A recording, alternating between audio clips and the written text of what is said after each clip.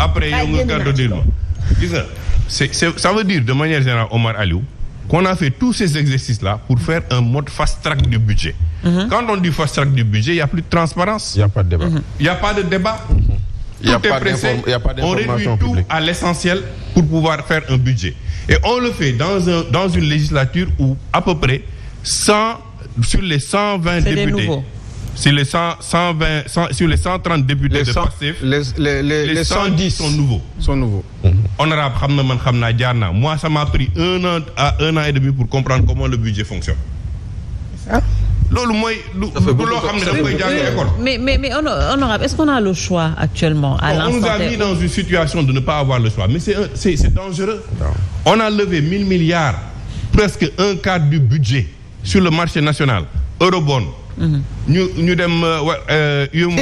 On a engagé des dépenses sans budget.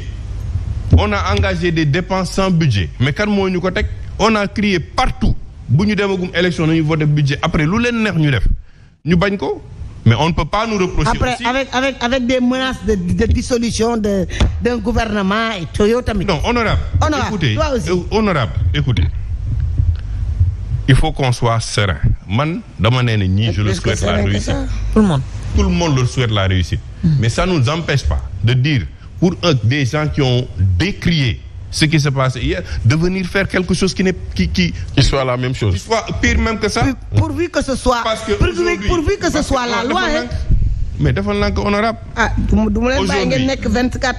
Aujourd'hui, on va aller dans un mode hyper faste du budget. Pour atteindre ce que nous avons fait. C'est-à-dire que la lecture du budget, on n'a aucune lisibilité sur ça. Parce que moi, je dois déposer la loi de finances initiale 15 jours avant à l'Assemblée nationale. On n'a pas le temps. On n'a pas d'assistant. Quand nous avons assisté à ce budget. Donc, les 120, nous avons voté. Peut-être, il faut le reconnaître aussi, dans les 130 unions, Aïb Dafé est bon, Amadouba est bon. Ils ont quand même de bons députés qui sont là. Les députés de la 14e législature qui sont là sont bons. Mais tu as aussi du côté de l'opposition. Tu as l'ancien Premier ministre aujourd'hui qui est là, Amadouba qui connaît le budget. Tu as Omar Anne qui était là, ministre qui était là. Donc, tout le monde est là, Tafsir est là-bas, Abdoumbo. Mais, quel que soit l'union, aujourd'hui, on va aller vers un mode fast-track du budget. Et qui dit mode fast-track dit manque de transparence? Non, mais qui dit mode fast-track, ça veut dire qu'on ne lit pas tout le budget. Déjà, en temps normal, on ne peut pas lire tout le budget. Là, il ne faut pas voter sans débat. On vote sans débat. On va leur imposer un vote sans débat. Parce que là, non, on est dans l'urgence. Et Amadouba l'a dit. Il a dit que si nous votons le budget, nous allons on a un sérieux problème avec la Banque mondiale. On a un très sérieux problème avec les bailleurs. On est à une moins-value de 170 milliards sur les recettes actuellement. C'est vrai. Ce sont les réalités. D'où Mako inventé. Ils ont un problème de trouver 170 milliards avant la fin de l'année. C'est pourquoi ils sont en train de mettre la pression fiscale sur tout le monde. Mais à la limite, fiscale. À la limite, ce traumatisme fiscal-là va écrouler les entreprises petit à petit parce que d'une communauté. Déjà, il te faut 170 milliards. Tu votes un budget. Et quand on vote un budget, c'est pas quand on vote un budget, ce sont des prévisions. Ce sont des prévisions. Ni lañu wara dajalé pour def li ak li ak li ak li mais mën nga dem ba ci biir. En général, c'est jamais comme ça. Voilà, c'est jamais comme ça. Après, tu vas prendre un ministère, tu vas fonctionner, dem fat troufi, mais c'est ce qui arrive avec les étudiants. C'est ce qui arrive avec les étudiants. On n'a pas voté de budget, on va prendre l'argent où? Tafiengal quoi. Tafiengal, Macky Sall, il a augmenté le salaire des enseignants. On va pas revenir là-dessus, mais c'est une manne financière à trouver pour payer les enseignants. Donc, on est en défaut de paiement sur la dette extérieure. Aujourd'hui, le Moussoul Am. Même en année ajustement structurel, le Sénégal n'a jamais été en Et puis, les recettes en manque. Les recettes mais nous, recettes manquent. parce que l'économie non parce que écoute. Et pourquoi l'économie parce que Aliou au-delà de la pression xam nga dafa am erreur man xamaguma j'attends toujours que la Cour des comptes certifie. Effectivement. xamaguma de comme on dit Allahu alam xamaguma. mais quand tu sors yow Aliou ma nekk banquier nga ñëw ci man. ne ma damaa bëgg nga lebal ma xaalis mais sama comptable bii. dafa luubal sama xaalis sàcc la première chose mooy tax lu tax nga téye ko fa. ba tey waaw. je ma la jox xaalis Banque mondiale li mu leen wax dafa simple. yaa wax yow si sa bopp qu'il y a un écart de 1800 milliards y a pas de problème. mais certifie-nous qu'il y a 1800 parce qu'il y a deux conséquences sur ça soit les chiffres ont été maquillés ils vont te dire kon li la joxoon ëpp na delloo ñu suñu xaalis. est-ce qu'ils ont prévu. comprendre nga li ma la wax. soit léegi nga prouver ne yow yaa cet écart là te jusqu'à présent ils n'ont pas prouvé qu'il y a 1800 milliards d'écart. il faut qu'ils le prouvent. et il faut aller écouter Amadou Ba qu'est-ce qu'il a dit. il a dit man ba ma nekkee ministre de l'économie j'ai pas reçu de l'argent de la Banque mondiale. Abdoulaye Diop ba mu fi nekkee il n'a pas reçu 5 ans jotu ci. Amadou Kane moom fi nekkee non xaaral ma la waaw il est resté 9 ans mu ne 5 premières années jotu ci. mu ne Amadou Kane ba mu ñëwee jotu ci.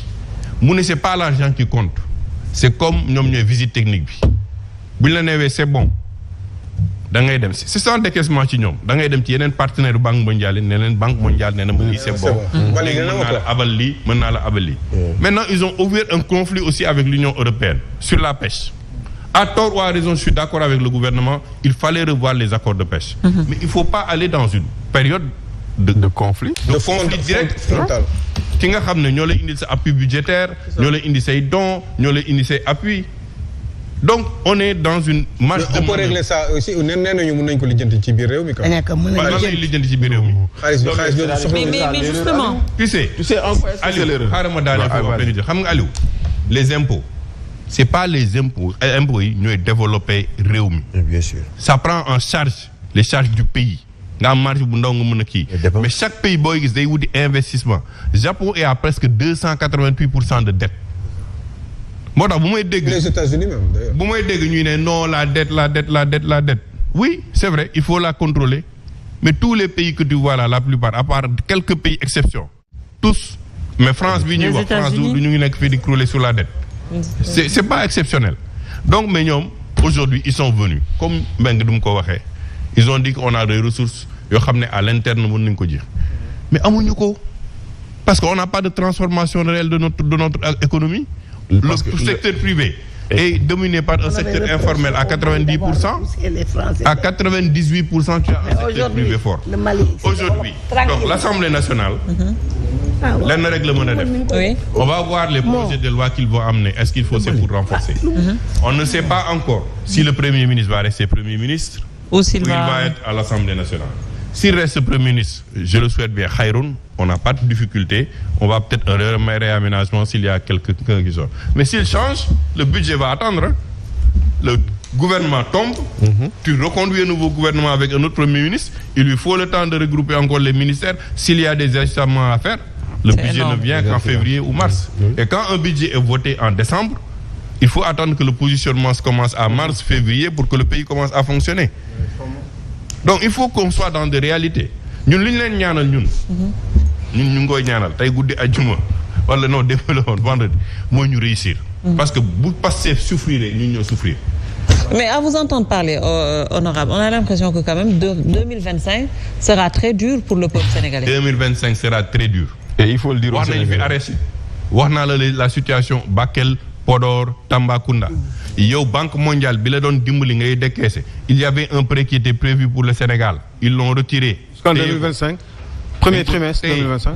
ñu ne la juin 2025. Moi je pense que nous serons là à voir tous. que 2025 ma ne duñ waxuñu la ne 2025 dañ lay jox de juin dañu ne 2025 dinañ considérer ce dossier pour étudier ko. loolu lañ la wax.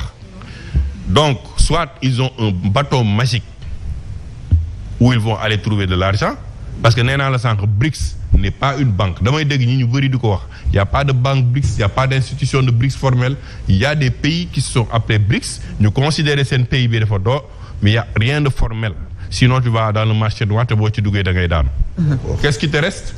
Aujourd'hui mooy li ñuy def ni ils mettent la pression fiscale fu mën a am lu ñu am tuuti ñu jël ko parce qu'il faut qu'ils payent les salaires mooy seen priorité. Mais les subventions vont sauter, l'électricité va sauter, va augmenter, le carburant va augmenter parce qu'ils n'ont aucune marge de manœuvre actuelle pour mën ko régler le problème. Yow gis nga sa woyofal. ñu ngi koy dund. Le cauchemar. Maintenant moi je suis démocrate.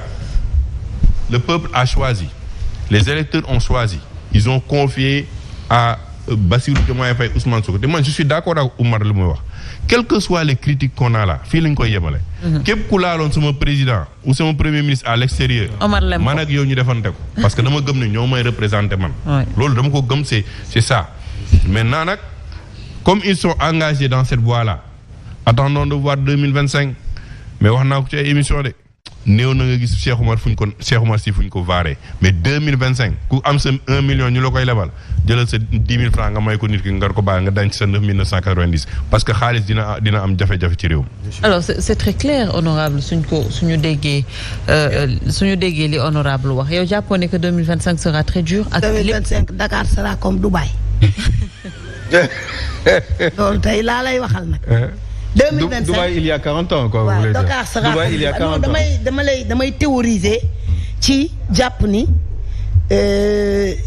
man li ma gëm. mais le temps est très court quand même. li ma gëm mooy. ci lépp lu ñu war a def suñu voté budget bi. kañ lañ koy voté. budget bi léegi ñu voté ko. kon premier ministre mooy des on peut supposer. non man. ma la wax man dama jàpp ni. amul assemblée amul léeboon ak luppoon li ma xam la Seydina Omar Sy xam moom laa xam moom nga gis ci télévision on installe le président de l'Assemblée nationale le même jour